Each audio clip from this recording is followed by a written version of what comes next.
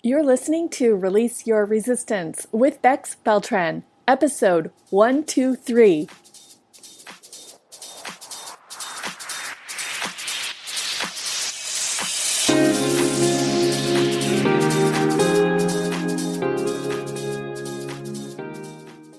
Welcome to Release Your Resistance. This is Bex. The only reason why any of us don't have what we want in life is because of our own resistance. Right now, I'm learning how to recognize and release my resistance, and this podcast tells you how you can release your resistance so that you can live the exact life that you want. Let's get started. Here we are in the final week of this 8-week Let Go and Surrender series. If you are just joining me now for the first time and want to go back and listen to the first week of this series, just go to bexb.org/letgo. Start there, and then you can follow each link at the bottom of each post to the rest of the episodes, and then catch up with us here in week 8. It has been so amazing for me, and I hope for you too. I have felt the effects of noticing when I'm trying to control, when I'm feeling attached, and I have reminded myself to let go, to surrender, to let things happen as they happen without attachment. I do feel more at peace and less stressed. I feel more abundant. What about you? As I was getting ready for this episode, I was delighted to see the episode number is 123. It makes me think of the phrase as easy as 123. This process isn't necessarily easy though, not for the mind, the ego. The mind wants to control, the mind wants to know how, but surrender can be as easy as 123 as you remind yourself to let go and settle in. Another way of thinking about this is releasing resistance. So this week's episode is a reminder that this is an ongoing practice. Maybe you can hear it once and apply it and incorporate it into your psyche for the rest of your life, but more likely, as each new situation and life change comes up, you will get the opportunity to relearn and reapply this information in a new way. In addition to committing to an ongoing practice, I hope you also decide to incorporate these two ideas, being a conduit and celebrating with gratitude. Here's your first reminder or instruction about how to incorporate these ideas for yourself for the rest of your life. Continue to practice, practice, practice. Maybe you can even set a reminder like on your calendar or in your phone to re-listen to this series at the start of each new year, or maybe on your birthday. You can also periodically revisit the steps to letting go. Remember, easy as 123. Number 1, clean and clear. Number 2, say no and yes. Number 3, give and receive. Every time your eyes rest on something in your space that takes up your space and your peace, just let it go. Throw it away or give it away, donate it, or maybe even destroy it if that's appropriate. Every time your mind rests on something that takes up space and your peace, let that go too. Say no to worry and complaining. Open your mind space to say yes to opportunities and possibilities. Be quick to give, and also equally to receive, especially if you have closed yourself off in the past and not allowed yourself to receive out of any old stories of putting people out or not being worthy or undeserving. Remember to release the my. So much peace can come with that little grammatical change. Instead of worrying about my house or my career, I can just think of it as a house, a career. That little 2-letter change releases so much attachment and creates so much space. Go with the flow. Think of yourself as a conduit or a pipeline for love and abundance to flow through. Let things flow, let things come to you, and let things go. Notice if you ever try to force or control or resist anything, and check in to see why you think you need or want to force or control. Why do you think you need to block if you are resisting? Why not just let things flow naturally at their pace? Why not just believe if something flows away from you, something else can flow in? Give what you want more of. If you want love, give love. If you want a successful career, help someone else's career flourish. If you want to be appreciated, give appreciation. Notice any scarcity thoughts that might come up when you think about giving so freely and generously. Are you thinking, I can't give love if I don't know if it will be accepted or reciprocated? Good catch. And actually, you can give freely without expectation. If your mind suggests, there's no correlation between me helping someone else in their career and my career improving, check that. Is that even true? Could the opposite actually be true? Could there be a correlation? What examples have you noticed of letting love, creativity, abundance, and whatever else flow through you without restricting them with scarcity or expectations? Like I mentioned, this is the 8th and final week of this series, so we can think of it like a culmination or graduation. It is definitely a cause for celebration. How do you like to celebrate? Do you make an announcement? Do you throw a party? Do you commemorate what you are celebrating? I looked up celebration in an online dictionary and I really like the answer. So I am just going to quote directly because it is so good and so applicable. Celebration is an ancient ritual. It gives us a way to feel good about ourselves and our accomplishments. When we celebrate, we are reinforcing something important to us. Without it, we simply maintain the status quo and candidly have a lot less fun. Online, that is attributed to Tim Hatcher, an associate professor with North Carolina State University.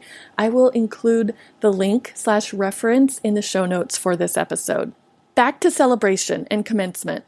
I hope you feel good about listening to all 8 of these episodes.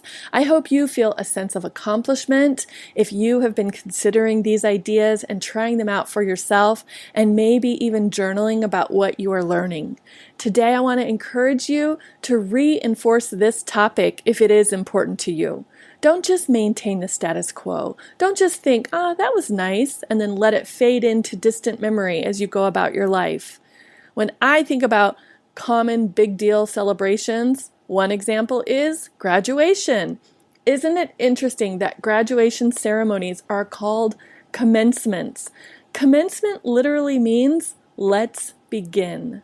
When I first created the Surrender Study Guide back in 2021, which was one of the early seeds of inspiration for the Let Go and Surrender Journal and this podcast series, Session 8 was called Living with Peace and Less Resistance.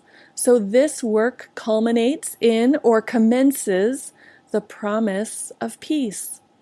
And combining the idea of peace with the easy as 1, 2, 3 phrase I mentioned earlier, we get the fake but fun expression, Eacy-Peacy. What if that becomes a new mantra for you, a new phrase of celebration? Saying Eacy-Peacy, it sounds like a funny accent, and it reminds you to let things be easy and let yourself feel peace. Another part of celebration is giving yourself well-deserved credit. I see so much evidence all the time that we don't give ourselves enough credit, and it makes me so sad. If you are worried about going too far and becoming too full of yourself, don't worry. Number one, because we decided to say no to worry, but also remember that you can handle the situation of going too far if it comes. Don't let the possibility of being too full of yourself in the future hold you back from giving yourself credit here, now, in the present. How can you celebrate yourself right now? Just the fact that you're listening to this and considering it instead of dismissing it is something to give yourself credit for and be grateful for. Let's talk about being grateful. The fact that you can listen and consider instead of dismissing is also something to be grateful for. Gratitude is linked to better health, more sound sleep, less anxiety and depression. It is easier to be kind to others and have higher long-term satisfaction with life when you regularly practice gratitude. I highly recommend a daily practice, but you do gratitude as regularly and frequently as makes sense for you. Here's my gratitude practice. Every morning, towards the end of my journaling session, I write down 3 fresh, new things I am so thankful for. These are relatively new and unique things that took place within the last 24 hours or so. They can be major or seemingly insignificant. So some examples of recent things that I have written down that I am so thankful for are the number of people who RSVP'd to a workshop that I was hosting, all the technology available to me, my computer, the software programs I use to create workshops and podcasts, the way I can connect with people that I have never met because of technology. And number 3, the lovely discussion that we had at book club this week. I also do a bigger monthly gratitude practice called Thankful 30th. On the 30th day of each month, I make a list of 30 things I am so thankful for. Again, I try to keep these new and unique, so I'm not just listing the same 30 things each month.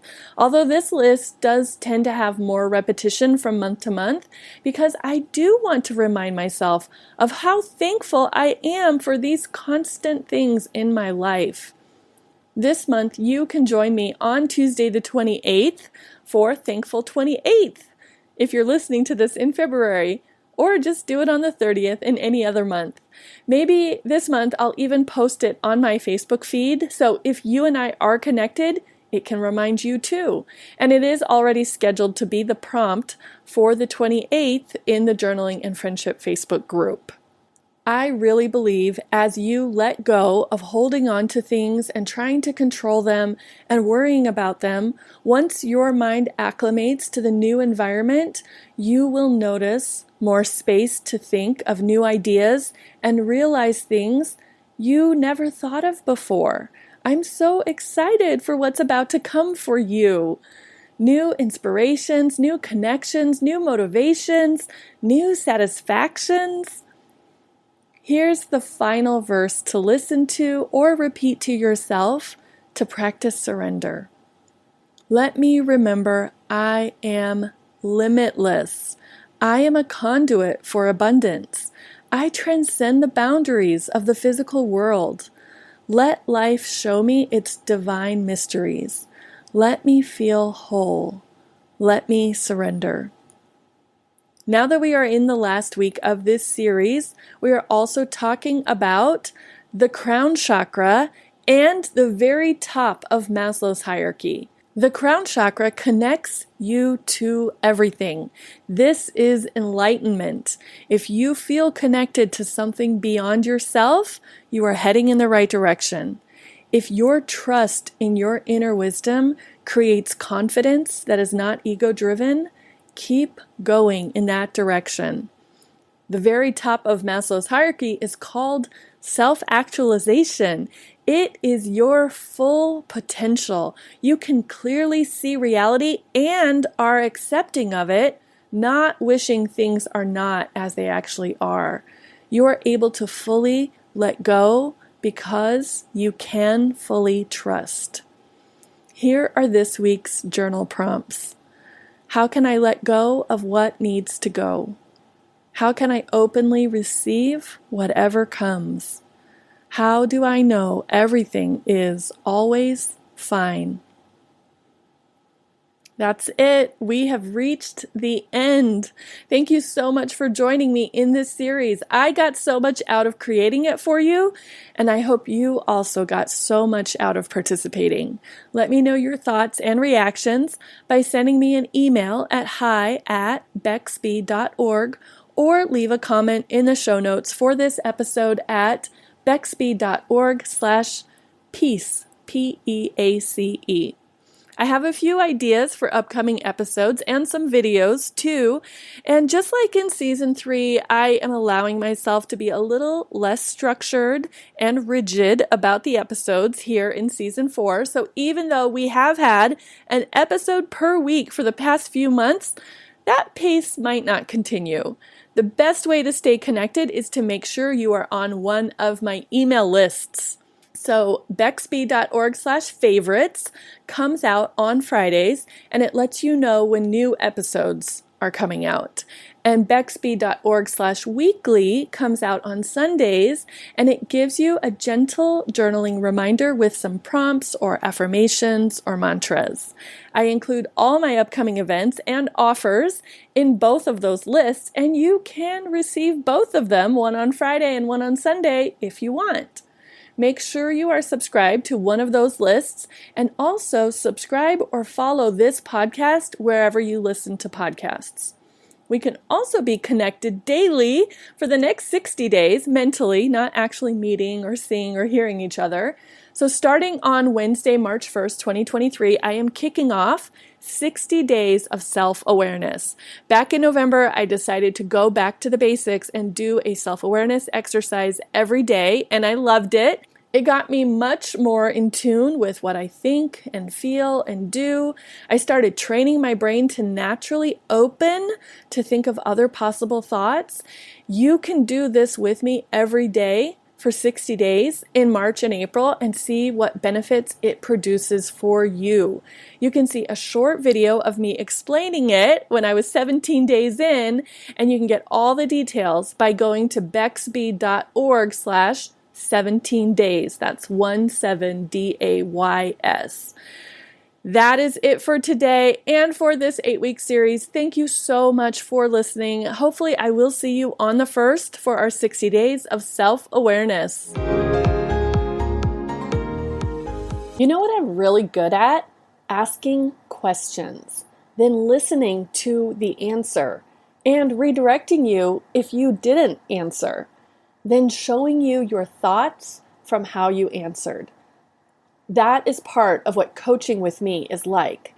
I don't have an agenda for you. I don't think I know better than you. I do believe in you and your capacity. If you tell me what you want for yourself, I believe it. I can see it for you. I can show you the thoughts that are keeping you from getting what you want. Then you can drop those thoughts and go get what you want. Coaching really works. Come to my site at bexb.org/coaching and book a session with me.